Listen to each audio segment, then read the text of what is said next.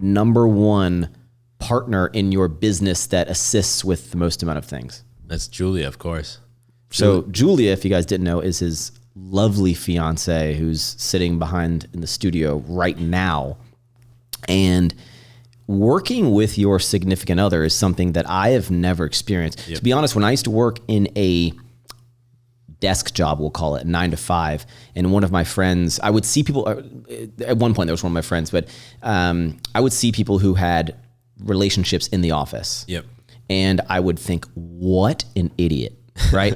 Because I'm like, why would you, what is like, where you shit where you work, right? Yeah. You know, they go to the office together, they work together, they go to lunch together, they leave the office together, they go home together, they sleep together, they wake up together, they go to the office, they spend every single night. I'm like, you have never had time by yourself.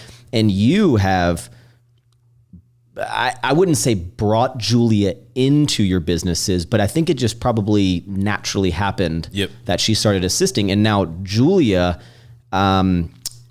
is a key component to everything that you do. Yep. Right. And so I think, how do you balance having a relationship and being every single business, every single factor of your livelihood, y'all's livelihood? Yep. The fact that she's a big component of that, like how do you balance a relationship and that she's your right-hand partner in it? How do you like separate that and kind of bring it together? It's tough. I don't have the answer. I'll say that it did happen very organically, because it was like her background's in therapy. She has her master's, and she was working as a therapist. And this is after YouTube had started to grow. This is after we'd started Edge. And it was at a point where she wasn't super happy with the school she was working at, the job she was working at. And I was at the point where I had to hire somebody. Yeah. And that's when like it just kind of felt like an organic thing. Hey, we could try and do this. And kind of what's led to the progression of us hiring people has been like, as I get to points where it's like, okay, we're drowning, there's things we can't do between me and Julia, then we hire someone and they tend to take over like a combination of some things Julia's doing, some things I'm doing, and then we like continue on and say, oh, we're drowning again. And that's how we hire the next person. But to answer your question, we do work together. We do live together, and we have to make big efforts, you know, particularly on the weekends. Like this last weekend, I think was a PR for us, where like Saturday and Sunday we worked in the mornings, but both days from like 11 a.m. to the end of the day, we didn't work. And it's tough. What were you doing? Watching movies or something? Well, I think we hung out with some friends by the pool one day. The whole time David's at the pool, David just is laying, soaking up sun, and in his mind is like, all right, the Edge is coming up. All right, I gotta make these YouTube video. All right, I think the shipment's coming in later. That's what's going on in your head, right? It never stops. 100%, man. But I guess it's in those moments finding like the self-control not to put that stress on Julie in that moment at least, and then to try and be present with what we're doing. But it's tough, right? It's trying to find time where like, okay, we're not going to do work now, but I don't have the answer. And here's a question that I think it's going to be kind of a banger. Okay. I think this will be a big question for you. Okay. Because you brought Julia into the realm of all of your businesses, right? And she assists with everything. Yep. And these are your businesses. How do you, as her partner and as the owner of these businesses, like how do you make sure that you don't make her feel like her world is revolved around your life and your businesses and the successes that you try to make sure that these are our victories and not just these are my businesses, you're helping me with my businesses that I started? Yep. Because that's probably got to have a big weight, because maybe in the back of her head, she might feel like a lot of things that I do are revolved around David's life. Yep. Whereas instead of like, hey, like don't worry about go getting this job doing this, like really assist with me because we can take this to the moon, right? How do you kind of like balance that? Because I don't know if that's something that I could probably handle, like, to make someone, because there's a lot of external and internal thoughts that can maybe go into that. That is a banger of question. It's a good question. I mean, luckily she's taken such an active interest in certain aspects of the business that it's never been like a big issue. It has been an issue from time to time. It's something that has caused conflict from time to time, but she's taken a huge interest in different parts of the businesses. And she oftentimes comes up with, like, she's funny. We always joke, but she's super creative. She doesn't think she's creative, but a lot of times she comes up with like creative solutions to problems and things.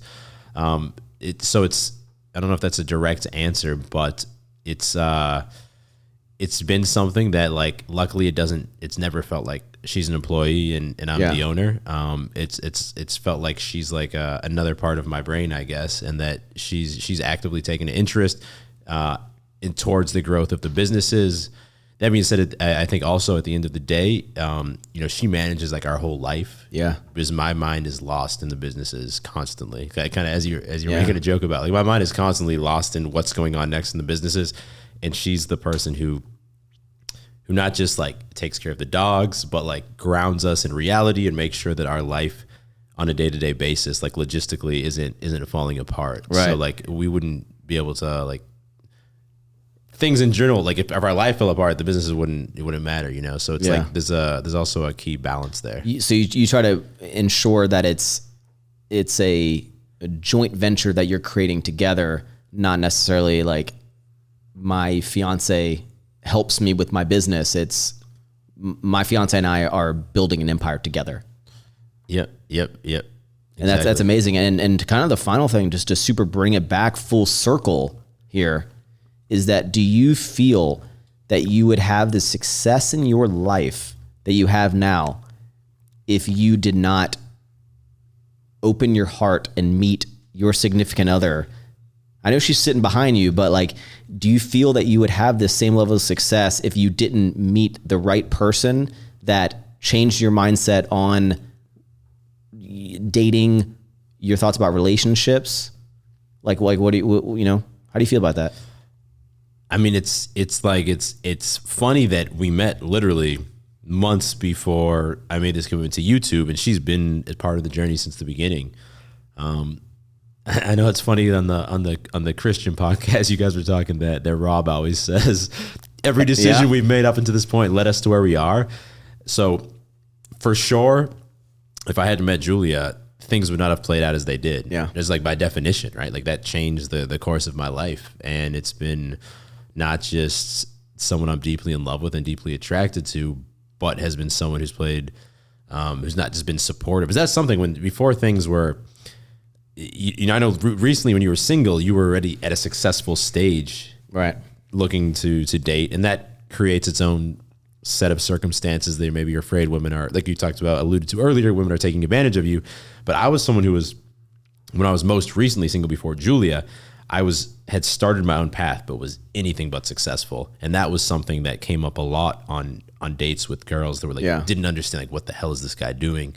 And I don't think it wasn't like an attractive thing to girls at the time.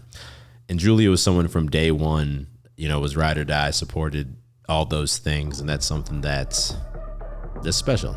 Yeah. What is going on, guys? I am Maxx Chewning, your host. I hope you enjoyed this little clip. If you want to see the full, magical, lovely episode, just click the link down in the description or search Don't Be Sour on your favorite podcast streaming service. And remember, thank you for tuning in.